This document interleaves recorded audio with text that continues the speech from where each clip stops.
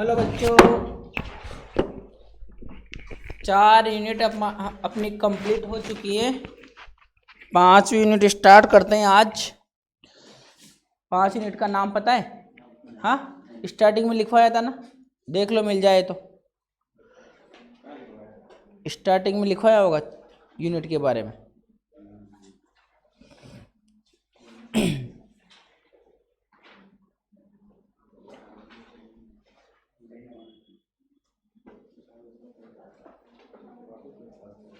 चलो लिखिए आप, क्वांटम मैकेनिक्स, क्वांटम सांख्यिकी। 5 यूनिट है, क्वांटम मैकेनिक्स, क्वांटम सांख्यिकी, हाँ यांत्रिकी, सॉरी क्वांटम यांत्रिकी। देखो कुछ बातें बता देते हैं हम आपको। ये जो कॉलेज वाले बेचारे जिन्होंने किताब छाप रखी है और जिन्होंने ये दे रखी है, बोले तो यूनिवर्सिटी वाले, वो थोड़े सोचते समझते नहीं है। सोचते समझने का मतलब ये है कि क्वांटम अपने फाइनल ईयर में, और यहाँ पटक दी थोड़ी सी भाग। और सबसे कठिन फिजिक्स मानी जाती है क्वांटम, जो सबकी व्याख्या करती है। सबकी व्याख्या का मतलब है कि तुम जो ये पढ़ते हो ना, पुरानी भौतिकी यानी कि चिरस्मित भौतिकी, जिसमें बोलते हो कि परमाणु, उसमें नाभिक, प्रोटॉन, न्यूट्रॉन, इलेक्ट्रॉन, ऐसा क्वांटम में कुछ भी नहीं है। क्वांटम कुछ और है। इसमें अणुओं की संख्या, उनकी प्रायिकता वो चलती है। व्याख्या सबकी करती है वो। जब से क्वांटम फिजिक्स आई है तब से मिली आपको इलेक्ट्रॉनिक्स, तब से आपके सैटेलाइट ऊपर जाने लगे। क्वांटम फिजिक्स मतलब आइंस्टीन आया, प्लांक आया उसके बाद। उससे पहले तो अपन नॉर्मल दैनिक जीवन की जो घटनाएं होती थी, न्यूटन बोलता था कि एक बॉल को फेंक रहे तो उसका संवेग, गतिज ऊर्जा, ये नॉर्मल निकाल लेते थे। लेकिन अपन बोले कि एक रॉकेट को छोड़ रहे तो उसकी गतिज ऊर्जा, संवेग निकालो, ये न्यूटन के नियमों की बस की बात नहीं। ब्लैक होल की अवधारणा या फिर तारों में संलयन वगैरह हो रहा है, अपन सैटेलाइट भेज रहे, इन सब को आप न्यूटन की गति के समीकरणों से ज्ञात नहीं कर सकते। एक होता है सापेक्ष गति, हाँ, इन सारी चीज़ों को अपन किससे, क्वांटम से पढ़ते हैं। अब क्वांटम का विकास मैं बताऊं कहाँ से हुआ। एक वैज्ञानिक आया था प्लांक। हाँ, प्लांक ने सबसे पहले एक पदार्थ लिया और उस पदार्थ को गर्म भी किया और ठंडा भी किया और एक वक्र प्राप्त किया ऊर्जा में और तरंग धैर्य में। ऐसा 11वीं में पढ़ा होगा ऐसा। यहाँ तो था ऊर्जा और यहाँ था लैम्ब्डा, तरंग धैर्य। इस ग्राफ के पीछे पढ़ा पहले तो रेले जीन, फिर पढ़ा इसके पीछे ही जिसका नाम है वीन। वीन तो हाँ, वीन का विस्तार, वीन तो यहाँ तक के वक्र की व्याख्या कर पाया और रेले जीन इधर की। पूरे वक्र की व्याख्या न तो रेले जीन कर पाया न वीन कर पाया। दिया किसने था? प्लांक। फिर प्लांक ने भी व्याख्या की उसकी, फिर आया आइंस्टीन, तो आइंस्टीन ने पूरे की व्याख्या कर दी और वहीं से दिया था उसने उसका खुद का सिद्धांत, जो बोलते हैं कि जब कोई किरण चल रही हो ना, तरंग चल रही हो, तरंग के साथ द्रव्य कण भी, या भी उल्टा भी बोलते हैं कि द्रव्य कण चल रहा हो तो उसके साथ तरंग भी, यानी कि प्रकाश की द्वैत प्रकृति होती है, एक तो कणीय और एक तरंग। समझ में आया? वहाँ से चलाइए। फिर ऐसे ही उस वक्र की व्याख्या आइंस्टीन ने कर दी और प्लांक ने भी पूरे वक्र की व्याख्या कर दी। उसी के बाद से जो ये बोलते हैं ना अपन बंटनता नियम, मैक्सवेल का, इधर से फर्मी डिराक, अब पढ़ेंगे धीरे धीरे, आइंस्टीन का, बोस आइंस्टीन, ये कण मिलते हैं, बहुत सारे बोसॉन, फ्रियोन, इनको पढ़ते हैं तुम, फोनॉन, ये सारे कण मिलते हैं ना, ये सब यहीं से इनकी उत्पत्ति हुई है। तो यहाँ पर बहुत सारी चीज़ें मैं लिखवाऊंगा, तो ऐसे मत डरना कि सर कहाँ से लिखवा रहे हैं, ठीक है? क्योंकि अपने पूरी किताब तो कहाँ है, क्वांटम तो फाइनल ईयर में पूरी बुक है क्वांटम, उसके छोटी सी यूनिट यहाँ डाल दी। और उसके जो कहते हैं कि मैक्सवेल का ऊर्जा बंटन नियम ये है, इसको काम में लेके डेरिवेशन कीजिए। तो यहाँ बंटन नियम दे रखा है, डेरिवेशन फाइनल ईयर में। आइंस्टीन के भी ऐसे कहाँ है, फाइनल ईयर में। हाँ, मैक्सवेल वाला तो बने पहले निकाल लिया, अब बीच में आएगा फर्मी डिराक, तो क्या है, खुद के नियम देंगे। तो नियम की जो उत्पत्ति हुई ना, कैसे मान के नियमों की उत्पत्ति की, वो तो कहाँ है, फाइनल ईयर में। तो थोड़ा सा कंट्रोल करना है इस यूनिट में, ठीक है? वैसे जिसको हम बोलते हैं कि लास्ट में पढ़ा देंगे जब पूरी बीएससी हो जाती है, मतलब पूरी बीएससी क्या, फर्स्ट पेपर, ये पेपर हो जाए, फिर इसके बाद वाला दूसरा पेपर हो जाए, फिर तीसरा हो जाए, फिर लास्ट में थोड़े से नोट्स दे दिए जाते हैं, बेटा पढ़ लेना पास होना है। फिर थोड़ा सा इसमें कंट्रोल करना पड़ेगा। तो मैं बता दूं, इस यूनिट का आधा भाग कहाँ मिलेगा आपको, पूरा भाग कहाँ मिलेगा, क्वांटम में। वैसे धीरे धीरे समझते जाएंगे। फिर एक और अच्छा काम तुम्हारे ये कर दूंगा मैं कि 25 तारीख के बाद, 25 फरवरी सॉरी दिसंबर के बाद फाइनल में क्वांटम चलेगी। तो स्टार्टिंग के 10 दिन वो यूट्यूब पे आएगी, तो उसकी स्पीड बढ़ा के 10 दिन के वीडियो देख लेना, तो ये सारी चीज़ें समझ में आ जाएगी। ठीक है ना। वो तो जीरो से चलेगी, यहाँ जीरो से नहीं है, यहाँ तो मान लीजिए 30-40% भाग निकल चुका, उसके बाद की क्वांटम है। ठीक है। वो क्वांटम इसलिए आ रही है कि किसको समझानी आएगी, ऊष्मा चालकता को। जो क्वांटम का जितना भाग अपने थर्मोडायनामिक्स में आएगा ना, उसको समझाने के लिए आई है क्वांटम। पूरे क्वांटम नहीं है, इतना सा ध्यान रखना। ठीक है। या फिर तुमने लास्ट में मैंने इसमें मैं बताऊं, वो पढ़ा था अपन ने, इनकी विशिष्ट ऊष्माएं क्या बोलते हैं, ड्यूलोंग पेटिट नियम आया होगा, 3R 9R/2 भी होती है, 3R भी होती है। तो 9R/2 तो चिरसम्मत सिद्धांत से आती है, और 3R क्वांटम सिद्धांत से आती है। उनकी व्याख्या करने के लिए क्वांटम को लाया गया है यहाँ। तो थोड़ा सा लिखिए इसमें, लिखो, क्वेश्चन लिख लो पहले। क्वांटम मैकेनिक्स तो लिख लिया ना, क्वांटम यांत्रिकी। क्वेश्चन लिखो, क्वांटम यांत्रिकी के उद्भव को समझाइए। क्वांटम यांत्रिकी के उद्भव को समझाइए।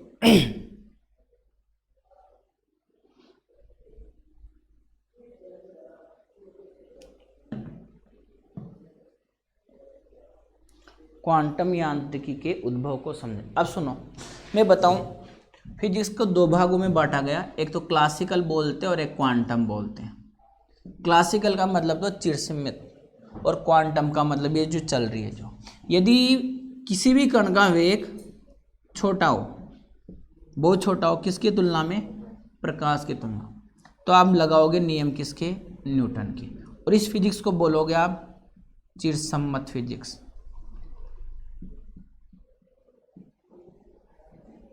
भौतिकी। ठीक है। अभी तक तुमने यही पढ़ी है, 11वीं 12वीं फर्स्ट ईयर, और ये सेकंड ईयर में चैप्टर से पहले अभी तक ये पढ़ी है। ठीक है। हाँ, और इसमें बड़े कणों के बारे में पढ़ोगे, बड़े कणों के बारे में। बड़े कणों का मतलब कोई 1 किलोग्राम द्रव्यमान का लिए रखा है, 2 किलोग्राम का लिए रखा है, 5 ग्राम का, मिलीग्राम का। इधर पढ़ोगे आप इलेक्ट्रॉन के बारे में, प्रोटॉन के बारे में, जिनका द्रव्यमान माइनस में 27×-27×-31। फिर पढ़ोगे न्यूट्रॉन के बारे में, बोसोन के बारे में। ऐसे बहुत ही छोटे छोटे अल्प सूक्ष्म कणों के बारे में किसमें पढ़ोगे आप, क्वांटम में। और ये कब लगती है, जब इसका कण का वेग लगभग किसकी कोटि का हो, प्रकाश की कोटि। भाई ज़्यादा तो हो ही नहीं सकता, तो उसी की कोटि का होना चाहिए। जैसे प्रकाश का वेग होता है 3 × 10⁸, तो ये वेग मान लो 2 × 10⁸, 1.5 × 10⁸, 1.5 × 10⁷। इतना वेग हो तब अपन किसकी बात कर लेते हैं, क्वांटम की। ठीक है। इससे कम वेग है, यदि मेरी बात सुनिए, मेरा वेग है इधर प्रकाश का वेग 3 × 10⁸ मीटर प्रति सेकेंड। इधर मैंने बोला कि मैं खुद गति करना चाह रहा हूं, और मेरा वेग है v = 100 या 1000 या 10,000 मीटर प्रति सेकेंड। 10,000 मीटर प्रति सेकेंड, 1 सेकंड में 10,000 चल रहा हूँ, 10,000 का मतलब 10 किलोमीटर, इतना मान लिया मैंने। सुनना मेरी बात ध्यान से, तब भी मैं इन नियमों को नहीं लगा सकता। सर इधर मेरा वेग गलती से 2 × 10⁸ मीटर प्रति सेकंड कर दिया ना मैंने, तो मेरे द्रव्यमान में, इधर सुनना, इधर द्रव्यमान में कोई परिवर्तन नहीं होगा, मेरी एनर्जी में कोई परिवर्तन नहीं होगा, मेरे वेग में कोई परिवर्तन नहीं होगा, मेरे आकार जैसा जैसा लंबा हूँ ना, उस आकार में भी कोई परिवर्तन नहीं होगा। लेकिन सुनना, इस वेग से मैं चला तो मेरा द्रव्यमान बढ़ेगा, एनर्जी भी चेंज होगी, संवेग भी चेंज होगा, वेग भी चेंज होगा, और आकार हो सकता है मैं वृत्ताकार ऐसे पात्र में बैठा हूँ जो वृत्ताकार है, तो ये दीर्घवृत्त बन जाएगा। यदि ऐसे गति कर रहे हैं तो, ऊपर गति कर रहे हैं तो ये वाला दीर्घवृत्त बन जाएगा। तो ये सब चीजें कहाँ पढ़ेंगे अपन, क्वांटम। मैथमेटिकल फिजिक्स में फिर क्वांटम आएगी थोड़ी सी, ये चीज़ें वहाँ भी पढ़ेंगे जो अपना सेकंड पेपर होता है। तो इसके बारे में अध्ययन कब करना है, जब किसी भी वस्तु का कण का वेग किसकी कोटि का हो, प्रकाश के वेग की कोटि का, और प्रकाश के वेग की तुलना में कम हो, तब हम पढ़ेंगे चिरसम्मित क्लासिकल फिजिक्स। और ये पढ़ी जाती है बड़े कणों के लिए, ये पढ़ी जाती है सूक्ष्म कणों के लिए, ठीक है। और इसमें है ना, इसमें तो नियम चलेंगे न्यूटन के, इसमें न्यूटन के नियमों की पालना नहीं होती, जबकि इसके नियम न्यूटन में लग जाएंगे, लगेंगे इसके नियम इसमें, जबकि इसके सारे नियम इसमें नहीं लगेंगे। यहाँ द्रव्यमान, अब यहाँ बल बराबर अपन लिखते हैं ma, यहाँ बल बराबर लिखोगे तुम F बराबर m0a, जहाँ m0 होगा थोड़ा सा याद करना, कभी आया होगा ये साइक्लोट्रॉन वगैरह में, c²/v², आया। ये स्थिर अवस्था का द्रव्यमान, ये गतिशील द्रव्यमान, और ये उस कण का वेग, और ये प्रकाश का वेग, ऐसी बात करेंगे, ठीक है। किसमें, क्वांटम। अब इसकी, अब फिर सर बात करेंगे इसकी व्याख्या क्यों पड़ी। हाँ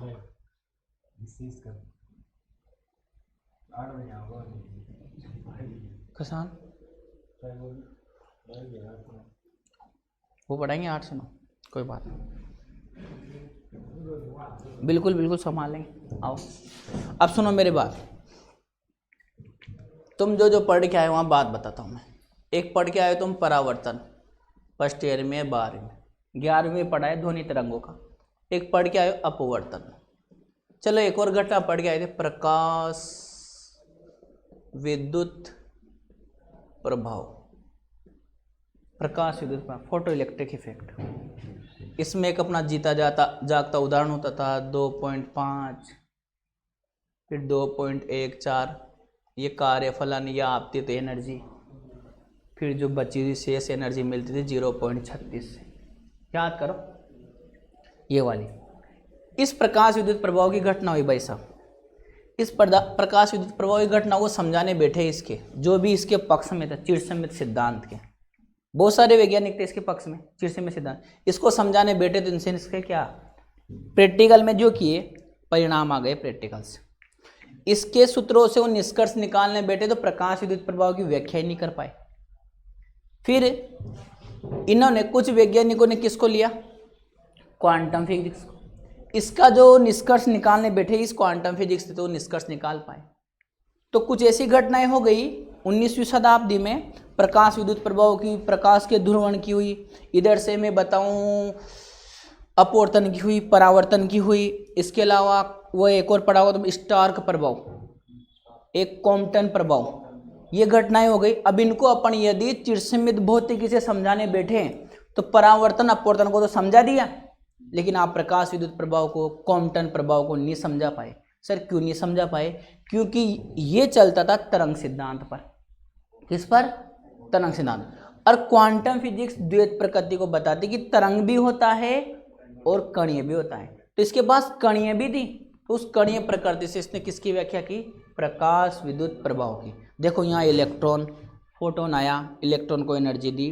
अब इलेक्ट्रॉन को जो एनर्जी दी वो उसके जो इधर बाउंडेड वाले एनर्जी दी, जिससे उसने बंधा हुआ था उससे ज़्यादा मान किया है, बोले तो कार्य फलन, तो उसका अवशोषण करके वहाँ से क्या हो गया, निकल गया।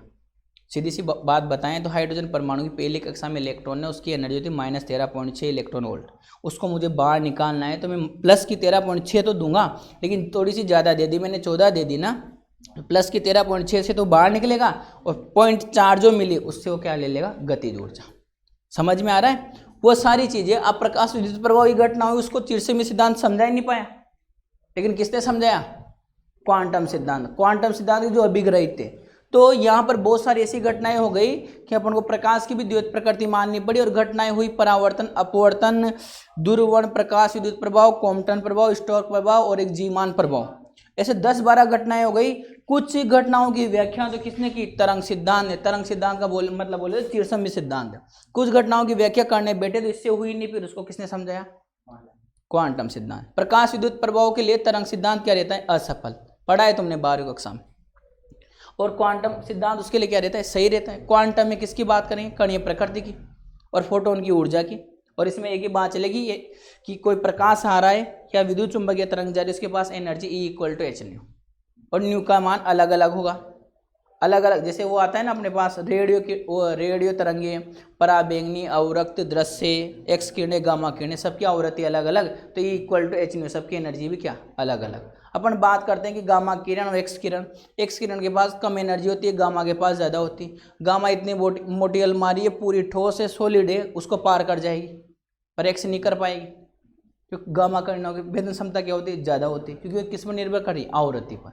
समझ में आ रहा है, आवृत्ति पे क्यों करती है वो भी आगे समझाएंगे। उसमें कंपन होता है, क्या होता है, कंपन। अब सुनो मेरी बात ध्यान से, अपने आया मैंने क्या लिखा है क्वेश्चन के रूप में, क्वांटम सिद्धांत के उद्भव को समझाए। उद्भव का मतलब इसकी आवश्यकता क्यों पड़ी, ठीक है। तो सुनो, कुछ ऐसी घटनाएं हो गई जिनकी व्याख्या करने के लिए नई फिजिक्स की आवश्यकता हुई। नई फिजिक्स की सारे के सारे मैं बताऊं, न्यूटन के पीछे पड़े थे। किसके पीछे, यूँ समझिए, मैं बताऊं आपको, टूर्नामेंट में सब देखते हैं विराट कोहली चलेगा चलेगा चलेगा, और आके वो एक अय्यर है ना, सही है वो जीता जाए, पांड्या जीता जाए, तो सब न्यूटन के पीछे थे कि न्यूटन खोज करेगा खोज करेगा खोज करेगा। न्यूटन ने बिल्कुल ऐसा बावड़िया बनाया, उसको खुद को पता था कि मेरे से गलती हो रही है, फिर भी उसने गलती नहीं मानी, और लास्ट में जब स्वर्ग सिधारने लगा तब बोल गए कि इसके परिणाम ऐसे भी आ रहे हैं जो प्रैक्टिकल में दिख रहे हैं। ऐसे बोला भी है उसने, भाई गलती भी हुई है पर ये सही परिणाम नहीं है। अब सब किसके पीछे, चिरसमित भौतिक, 3-4 बावड़े वैज्ञानिक निकले। वो सबसे पहले तो वो जो वक्र आया, उस वक्र के समझाने के लिए कौन बैठा, प्लांक। पीछे पड़ा रहा वीन और रेलेजिन, उनसे भी हुई व्याख्या पर पूरे की तो न तो रेलेजिन कर पाया न वीन कर पाया। फिर प्लांक ने पूरे की और आइंस्टीन ने की। फिर यहीं से जो इनके वो जो निष्कर्ष निकले ना भौतिकी के, उनसे व्याख्या करने बैठे किसकी, प्रकाश विद्युत प्रभाव की। और जैसे जैसे उसमें सतह से इलेक्ट्रॉनों का उत्सर्जन हो रहा था जितनी एनर्जी पर, उन सारी व्याख्या कर दी इसने किसने, प्रकाश विद्युत प्रभाव। तो वहीं से नई फिजिक्स का उद्भव हुआ, फिर इसके सिद्धांत बनने लगे। सब ने इसके अलग अलग सिद्धांत थे। कैसे सर, अलग अलग प्लांक, जैसे मैं बताऊं, इससे पहले वाले चैप्टर में पढ़ के आए हो तुम, मैक्सवेल का वेग बंटन नियम। भाई मैक्सवेल का क्यों आया, डायरेक्ट भी बन जाता ना वेग बंटन नियम, क्यों, मैक्सवेल ने अवधारणाएं मानी है, उसके अनुसार चलाए वो। समझ में आया। फिर आइंस्टीन आएगा तो आइंस्टीन मानेगा। बहुत सारे वैज्ञानिक ऐसे मानते हैं कि जब अपन किसी भी ठोस को गर्म करते हैं तो एनर्जी उच्च ताप से निम्न ताप तक अणु लेके जाता है। कोई कहते हैं कि उसके अंदर स्प्रिंग टाइप बंद होता है, प्रत्यास्थ बंद, तो उसमें दोलन होता है। इस टाइप से व्याख्या करते हैं उसकी। समझ में आया। तो सबकी अवधारणाएं क्या है, अलग अलग। तो इसके बारे में थोड़ा सा लिख लीजिए आप। इन्हें टच मत कर, जो बस आगे बैठ।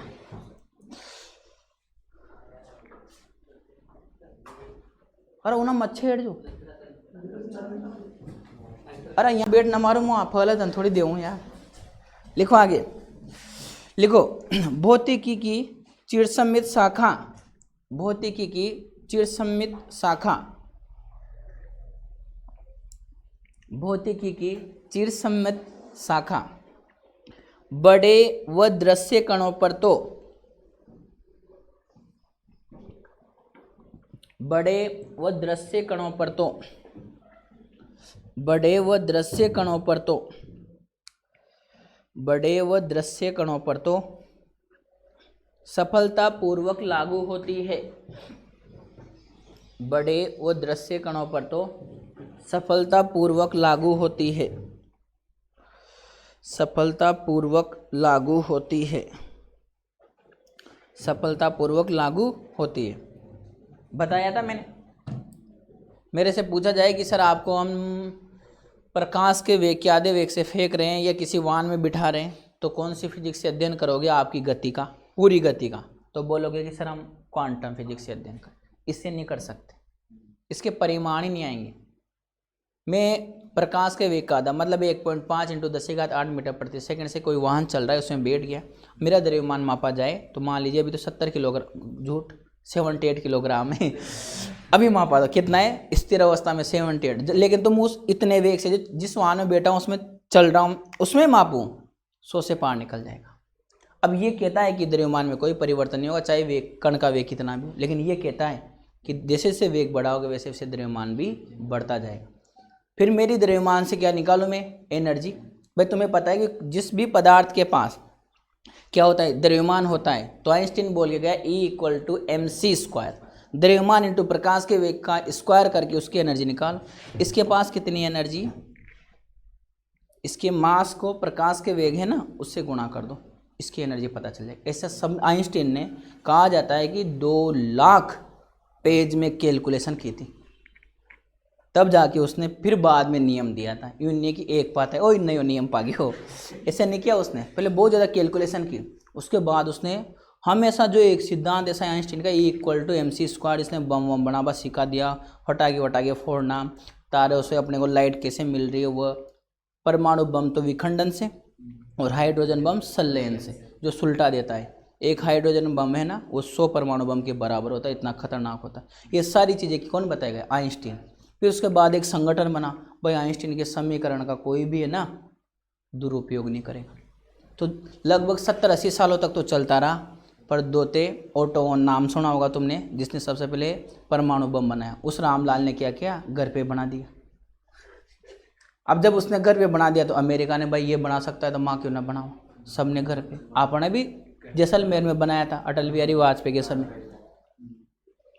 और पता भी नहीं चला था विदेशों को। पता कैसे चलेगा, अपने कांदे और लहसुन रख दिए थे बाजू में, नहीं पता, मतलब उसकी बदबू आती थी यूरेनियम की, तो वो दूसरे देश में या कहीं पर पता नहीं चले, तो यहाँ से हाँ उसको अवशोषित करने के लिए लहसुन प्याज पास पास रखा था उसमें।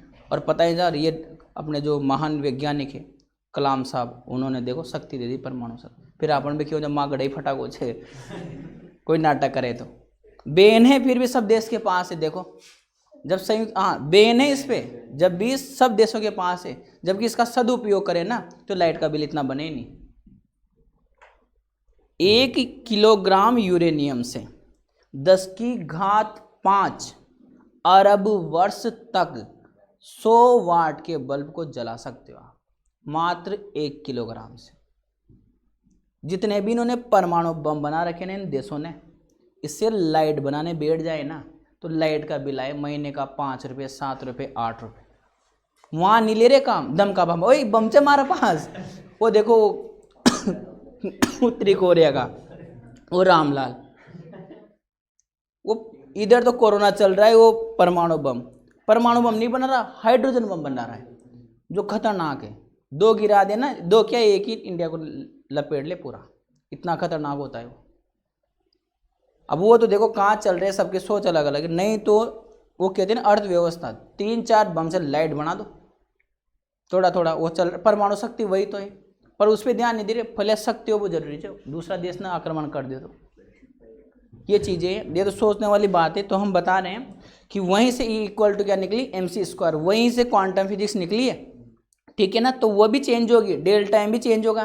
तो मैं बात कर रहा था एनर्जी की, कि मेरे द्रव्यमान कितना है 78 किलोग्राम, तो इसमें न्यूटन के यदि मेरा बल निकालना चाहे तो द्रव्यमान इंटू त्वरण से बल आ जाएगा। एनर्जी भी निकालना चाहो तो 1/2 mv² लगा के निकाल लोगे, पर इससे सही आंकड़े नहीं आएंगे, क्योंकि मेरा द्रव्यमान कितने वेग पर 1.5 × 10⁸ मीटर प्रति सेकंड पर चेंज हो गया, और मेरा द्रव्यमान चेंज हो गया तो मेरी एनर्जी भी क्या होगी, चेंज हो गई, मेरा संवेग भी क्या होएगा, चेंज होएगा। समझ में आ रहा है। तो जब ज़्यादा वेग से गतिशील कण छोटा हो या बड़ा हो, उसके लिए इस फिजिक्स को लगाया गया, तो सारे के सारे आंकड़े गलत प्राप्त हुए। फिर लगाया किसको गया, क्वांटम को, इसके अभिग्रहित को, इसके सूत्रों को, तब सारे के सारे आंकड़े सही प्राप्त हुए। तो हमेशा सही व्याख्या, मतलब संपूर्ण भौतिकी की व्याख्या ये कर सकती है, संपूर्ण भौतिकी की व्याख्या ये नहीं कर सकती चिरसमित। तो ये जो मैं घटना, तो यहाँ तो देखो मैं बात बताऊं तुम्हें, इसमें कह रखा है कि प्रकाश विद्युत प्रभाव की घटना से पता चला।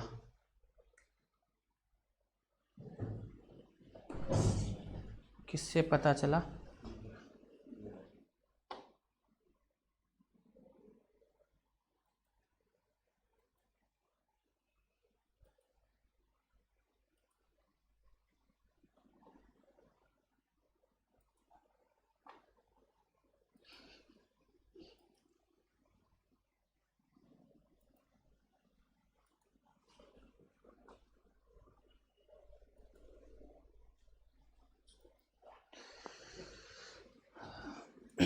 तुम देखना तो लाइव चल रहा है क्या?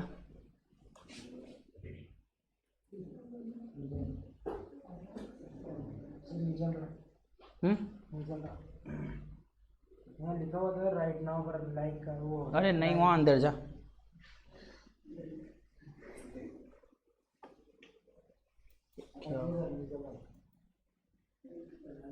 तू लाइव तो आया ना।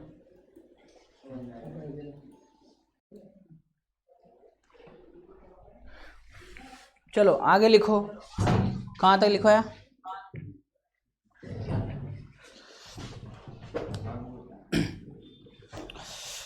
लिखना आगे। भौतिकी की चीज समीक्षा का बड़े एवं सूक्ष्म दृश्य कणों पर तो सफलतापूर्वक लागू होती। इतना लिखवा दिया था, आगे लिखो। परंतु चिरसम्मित भौतिकी के नियम, इसको क्लासिकल फिजिक्स बोलते हैं भैया। परंतु चिरसम्मित भौतिकी के नियम एवं सिद्धांत, परंतु चिरसम्मित भौतिकी के नियम एवं सिद्धांत अदृश्य एवं अति सूक्ष्म कणों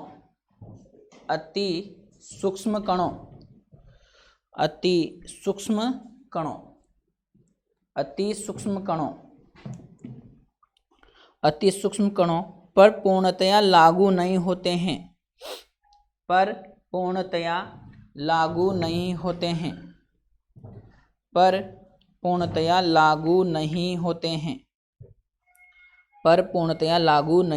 हैं। साथ ही चिरसम्मित भौतिकी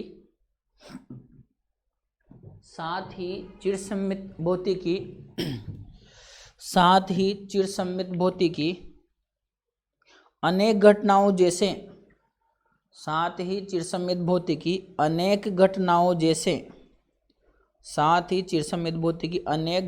जैसे कृष्णिका वितरण वक्र। अब कृष्णिका लिखनी ना आ रही हो को, कृष्ण हो जाना,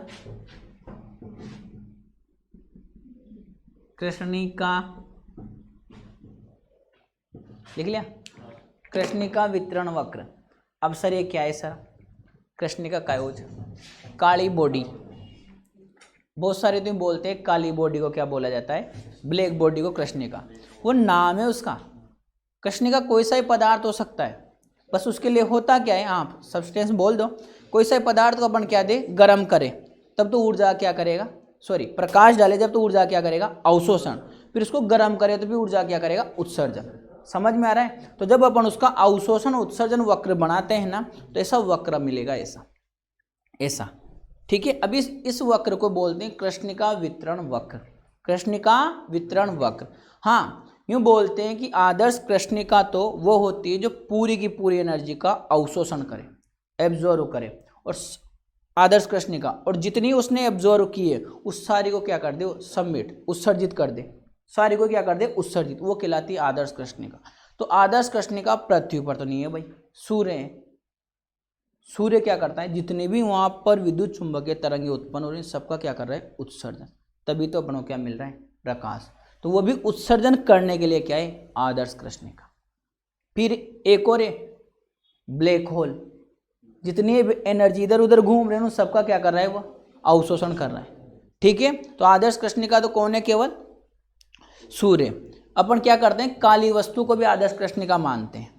काली वस्तु को भी क्या मानते हैं, आदर्श कृष्णिका, कि वो प्रकाश का क्या करती, अवशोषण। कहते हैं कि वो गर्मियों के दिनों में काली शर्ट नहीं पहननी चाहिए, पहन के देख लेना, बॉडी के अंदर तुमने ये शर्ट पहनी, इधर से प्रकाश आएगा, उसका अवशोषण करेगा और अंदर की तरफ उत्सर्जन करेगा। समझ में आ रहा है? चुभेगी, गमोनिया क्या बोलते हैं उनको, वो उत्पन्न होगी। हाँ सही बात है।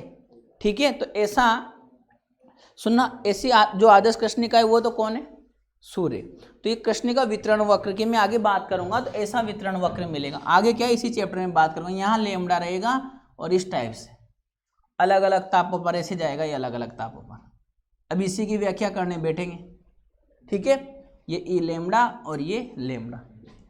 चलो लिखो, और भी कौन कौन सी घटनाएं हुई।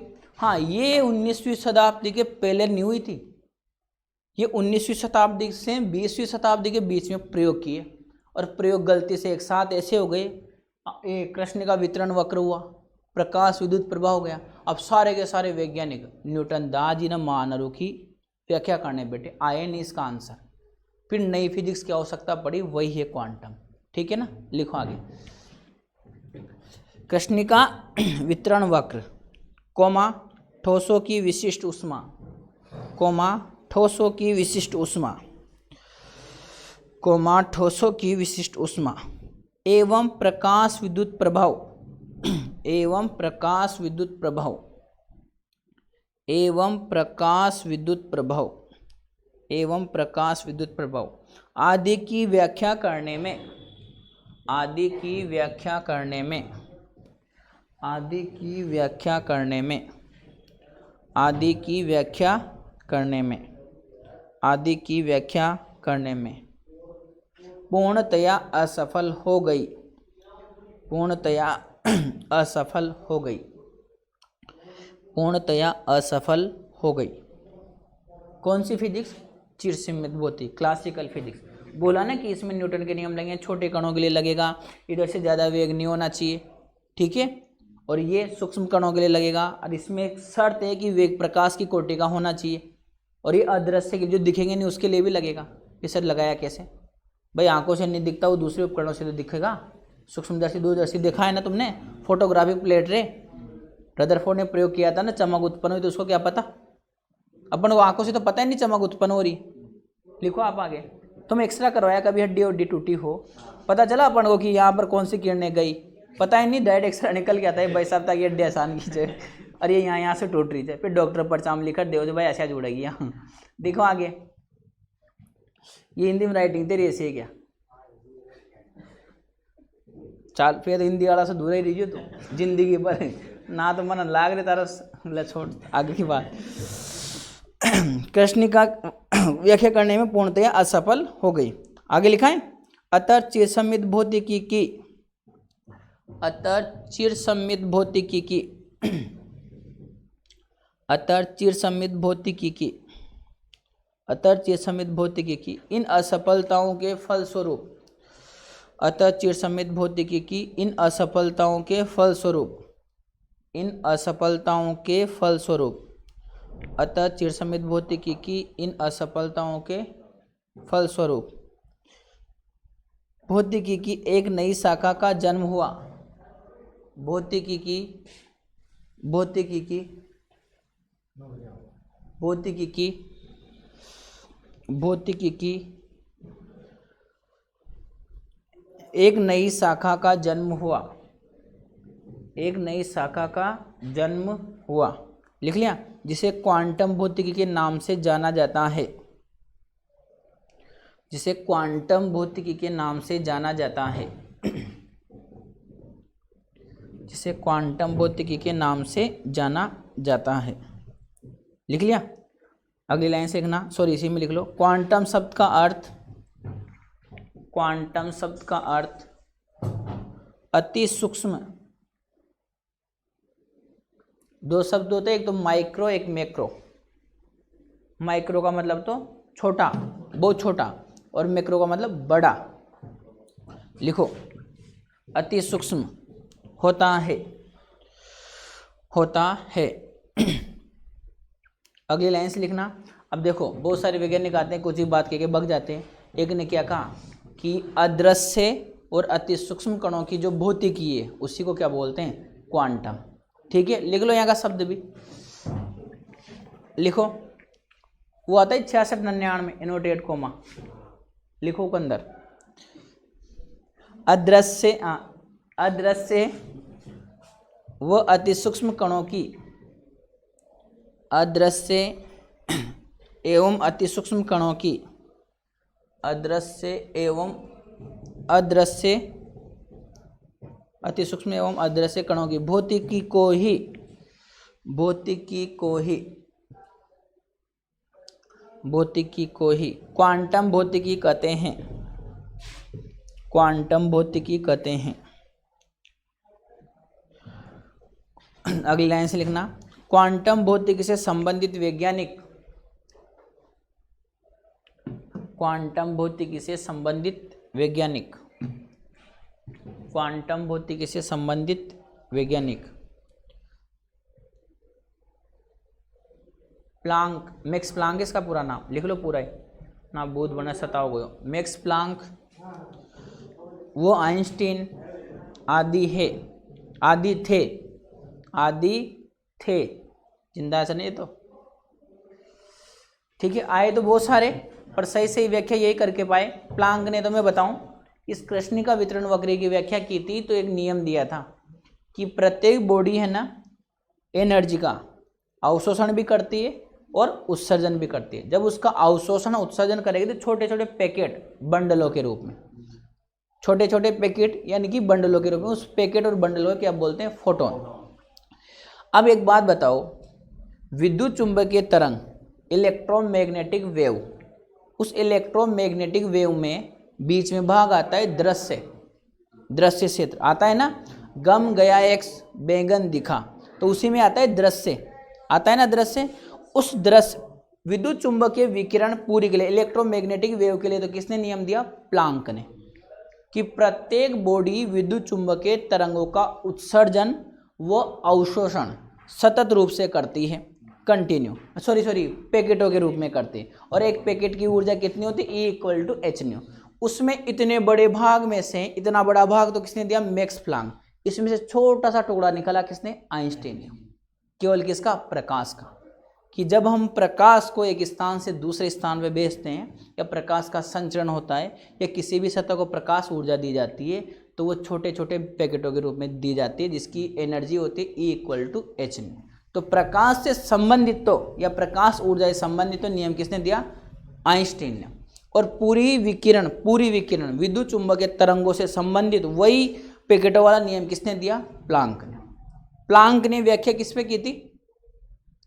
कृष्णिका विकिरण वक्र पर, ठीक है, और वहीं से नियम दिया। और इसने किया था आइंस्टीन ने, वो बोलते हैं तो प्रकाश विद्युत प्रभाव, प्रकाश विद्युत प्रभाव पर इसने व्याख्या की थी। किसने? आइंस्टीन, ठीक है। दोनों ने क्या बोला कि जो एनर्जी है ना, एनर्जी उसके पैकेट है छोटे छोटे और उसी पैकेट के रूप में दे सकते हैं। मतलब आप किसी भी बॉडी को एनर्जी दोगे तो ये होगा पैकेट E=h।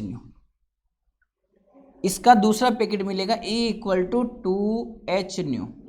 तीसरा पैकेट मिलेगा E=3h। बोले तो ऊर्जा मिलेगी NH। इसी को तो क्वांटम बोलते हो तुम, क्वांटीकरण बोलते हो। सारे मान नहीं मिले, कुछ ही मान मिले तो वो क्या कहलाता है? क्वांटीकरण। जैसे चार्ज का होता है ना Q = Na, कोणीय संवेग का होता है mvr = NH/2π। 2-4 केमिस्ट्री के सवाल भी किए होंगे कि इलेक्ट्रॉन का कोणीय संवेग हो सकता है जब वो पहली कक्षा में हो तो h/2π। इसके अलावा जो भी ऑप्शन आएंगे सब गलत। और ऑप्शन में देगा h/π, 3h/2π। Qn बराबर पहली कक्षा के लिए कितना होगा? 1 होगा। ये क्वांटीकरण वाला है जो नील्स बोर ने दिया था। और तुम्हें थोड़ा बहुत याद भी हो तो रदरफोर्ड अंकल ने जो वो प्रयोग किया था अल्फा कण का, उसमें उसने साथ लिया था इसका, क्योंकि उस जमाने में ये चल रहे थे। फिर उनसे पूछा गया कि एटम स्टेबल मतलब अस्थायी क्यों है, अनस्टेबल क्यों है? तो बोला उसने कि उससे पूछा ना कि स्टेबल की मतलब स्थायित्व की व्याख्या नहीं कर पाया। तो उसने कहा कि इलेक्ट्रॉन है ना नाभिक के चारों ओर चक्कर लगा घूमता घूमता अंदर गिर जाएगा। तो व्याख्या नहीं कर पाया, क्योंकि ये तो कहता है कि यदि कोई तरंग जाएगी एक स्थान से दूसरे तो ये ऊर्जा क्या करेगी? उत्सर्जन। ये बोलता है चिरसम्य सिद्धांत।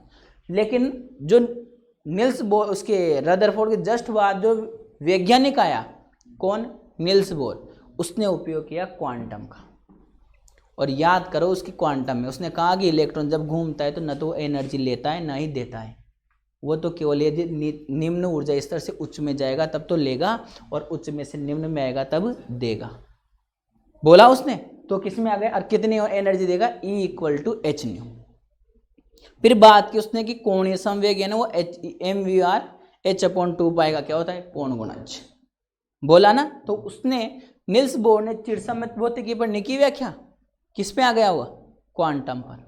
और देखना तुम जब अपन पूरा पढ़े रदरफोर्ड के बारे में, तो रदरफोर्ड की जो असफलता है उसमें मेन कारण होता है कि इसने उपयोग किया था विद्युत चुंबकीय तरंग सिद्धांत यानी कि चिरसमीत भौतिकी का, और इसने उपयोग किया था किसका, क्वांटम का। इसलिए इसके जो अभिग्रहित थे वो सही थे, और इससे परिकल्पना, इलेक्ट्रॉन के वेग के बारे में जाना, एनर्जी के बारे में जाना, त्रिज्या के बारे में जाना, इसने किसका उपयोग किया, क्वांटम का।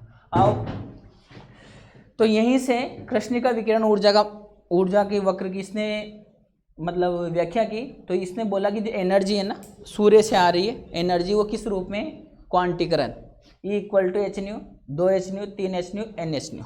ऐसा तो किसने बोला, कृष्णिका से संबंधित तो विद्युत चुंबकीय तरंग के लिए तो प्लांक बोल के चला गया। फिर इसी का भाग, इसी में से किसका निकाल लिया जाए, प्रकाश का, तो उसके लिए किसने दे दिया, फिर आइंस्टीन।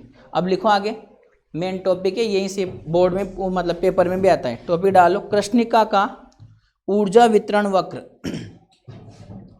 कृष्णिका का ऊर्जा वितरण वक्र, कृष्णिका का ऊर्जा वितरण वक्र एवं व्याख्या, एवं उसकी व्याख्या से लिखो, कृष्णिका का ऊर्जा वितरण वक्र एवं उसकी व्याख्या।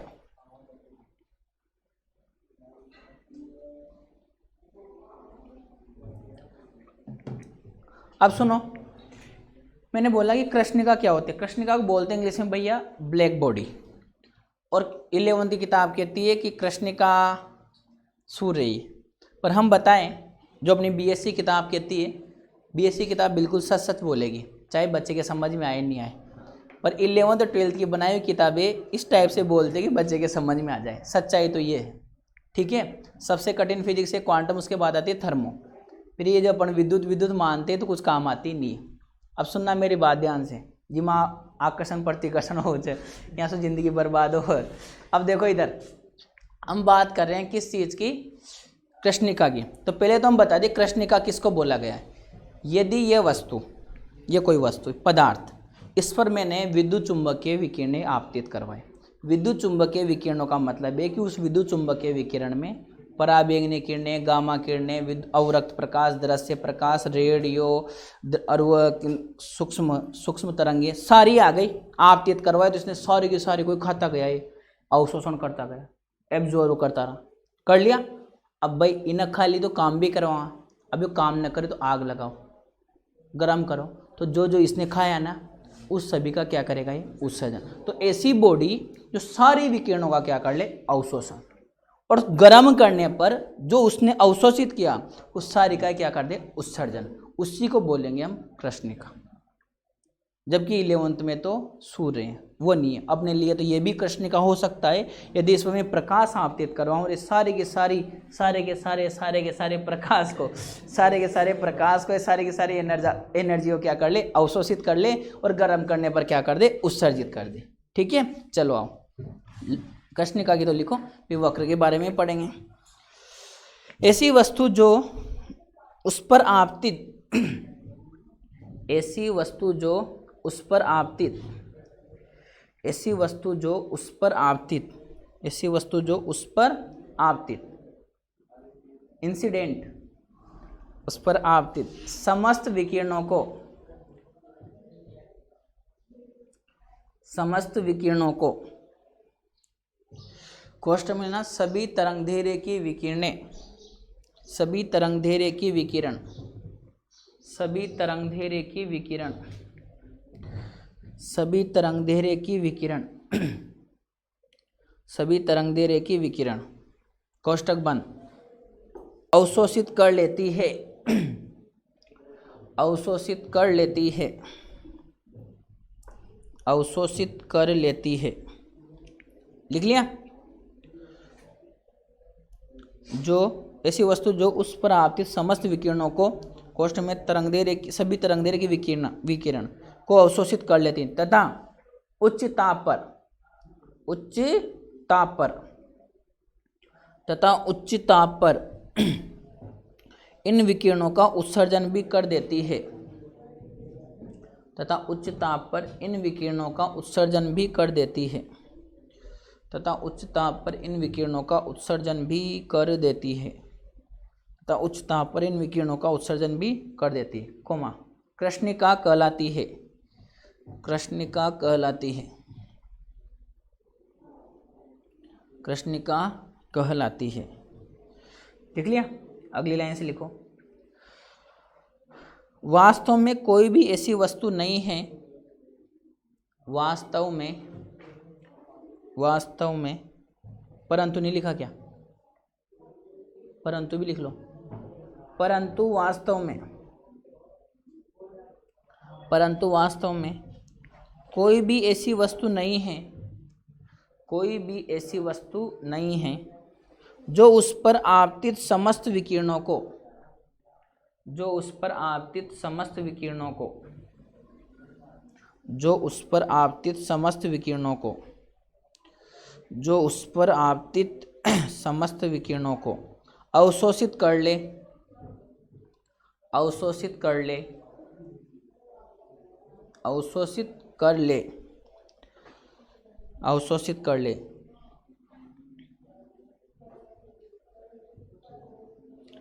अर्थात आदर्श कृष्णिका संभव नहीं है, अर्थात आदर्श कृष्णिका संभव नहीं है। लिख लिया? अब लिखना, स्टार्ट है लिखना। केवल उत्सर्जन के लिए, केवल उत्सर्जन के लिए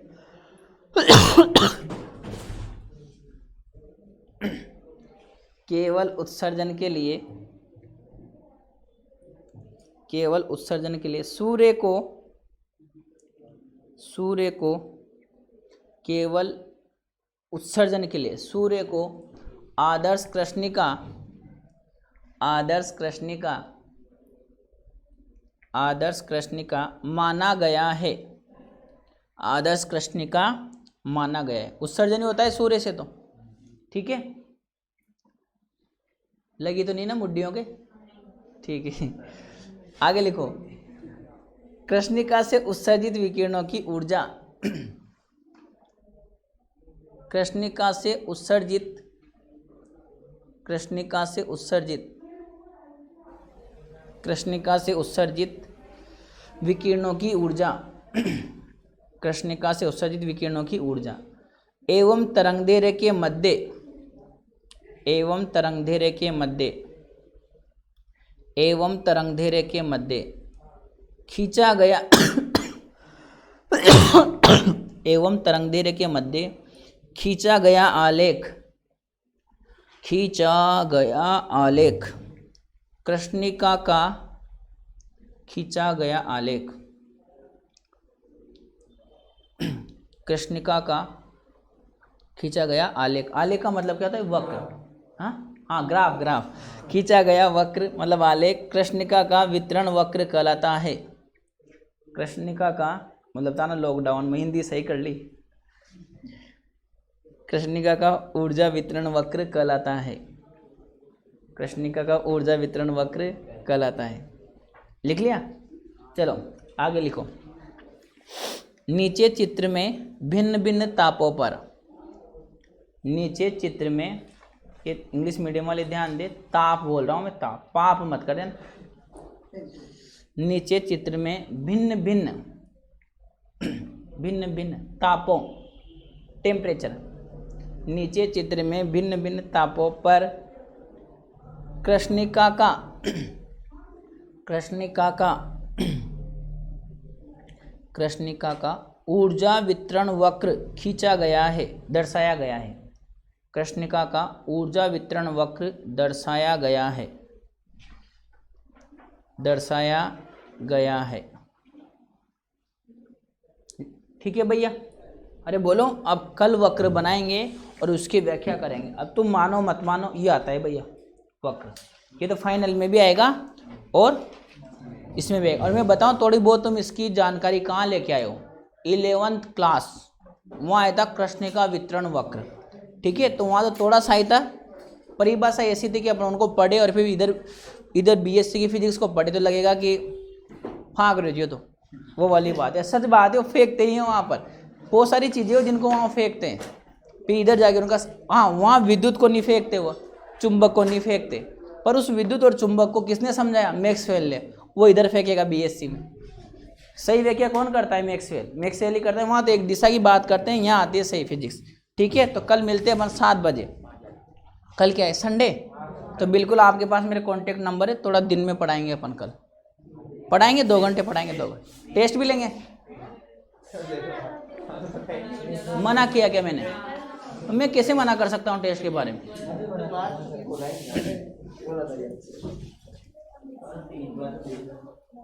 ठीक है, चलो टेस्ट तो कैंसिल कर